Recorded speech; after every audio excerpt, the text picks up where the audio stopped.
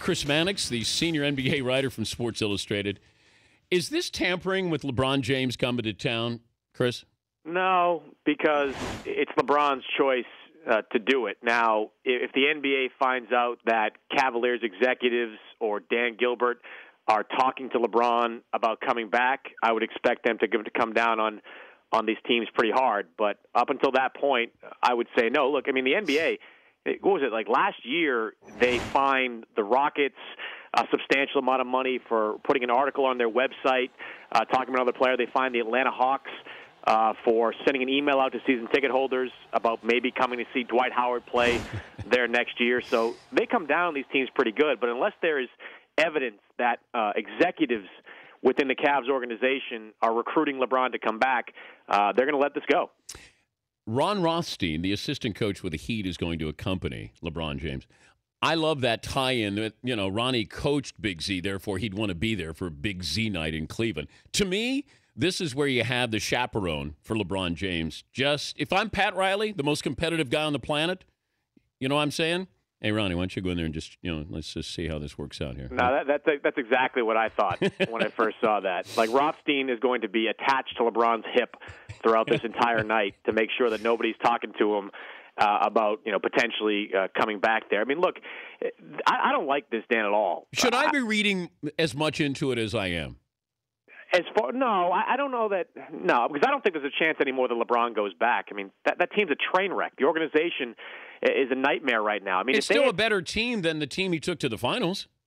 Is it? Oh my God! Yeah, Eric Snow. I mean, I start with Kyrie Irving now. Right. Yeah. Oh, yeah. Well, yeah. You and take Luol him Deng. off, I guess. Yeah. The team itself without him, but right now it's not like that team is competing for a playoff spot. I mean, if the Cavaliers had been in the playoff mix this year, if Andrew Bynum had been on that team and playing well, and if Kyrie Irving was having a better season than he's having this year, where statistically he's worse this year than he was last year, then, yeah, I would probably open the door for LeBron to come back. But the fact that Mike Brown is there and he hasn't exactly worked out, that Anthony Bennett has been a disaster so far, all these things add up to me to say that LeBron is not going back there. But my problem with this, Dan, is LeBron's going back to honor Big Z, but he's going to make the night all about him. I mean, he's going to be, once he steps foot into that building and he gets put on that Jumbotron, it all becomes about him. I get that he has a close relationship with Ilgauskas.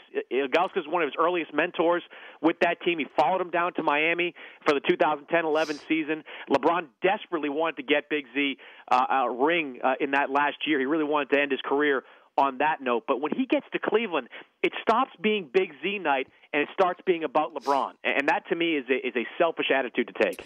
The Lakers, can being bad be good for the Lakers? I know brand-wise it's different than the Knicks, who have damaged their brand, but they've done this consistently.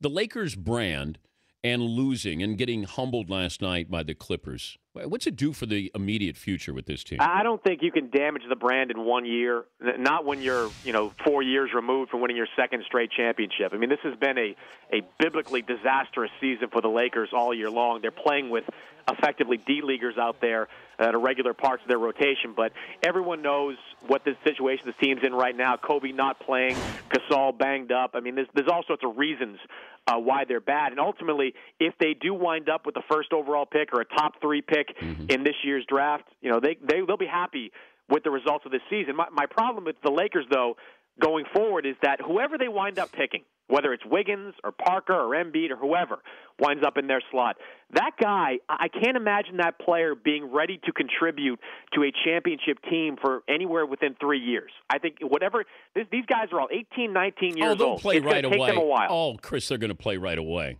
Well, they'll play right away, but they won't be any good. Well, but they're not any good now. But you're going to get Jabari Parker's going to help you. Wiggins will help you. Joel Embiid is going to help you. They'll contribute. That's all you want is you want guys who are going to be part of your future instead of these D-League rentals. But your window is small. I mean, your window right now with Kobe Bryant is a couple of years. That's what I'm saying. I'm not saying they can't be any much better next year. I'm saying they will not be championship contenders till at best 3 years down the line. Okay, I mean, these guys are young. Worst shape right now, franchise, Lakers or Knicks? Oh, the Knicks are in worse shape. Okay. The Knicks don't have a draft pick. The Denver Nuggets are popping beers every time the Knicks lose because they get their first-round pick in next year's draft. Look, the Lakers are in bad shape. All I'm saying is, Dan, is that they had this short window for Kobe Bryant to win a championship. And even if the best-case scenario occurs where they go out and get a marquee free agent and they draft Wiggins or Parker or Embiid, that still is not going to be enough to win a championship until you get to year 3 when when Wiggins starts playing like maybe the superstar that he might become. I mean, this kid reminds me, maybe more than anyone, of Tracy McGrady. And if you go back to Tracy's early years with Toronto, he was pretty much a non-factor those first couple of years with the Raptors. I would expect the same thing to be in place for Embiid, who's only been playing basketball for about 3.5 years, and even Parker, who I think is the most NBA-ready guy in this year's draft. He doesn't play any defense. He doesn't really have a position right now in the NBA. It's going to take him some time to develop, too.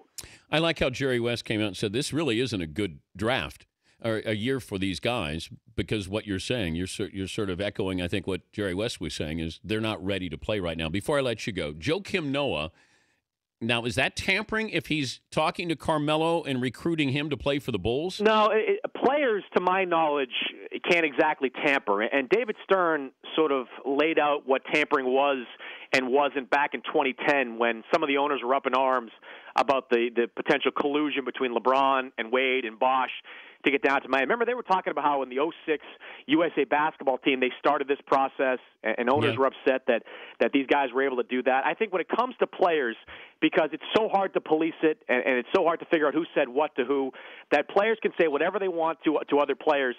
Tampering only comes from an organizational standpoint. It only comes from owners, executives, people affiliated with the team. These guys are so close. They spend so much time together over all-star weekends and international basketball tournaments that there's absolutely no way the NBA can appropriately police what players are saying to each other. Thank you, Chris. All right, Dan. Chris Mannix, Sports Illustrated senior NBA writer.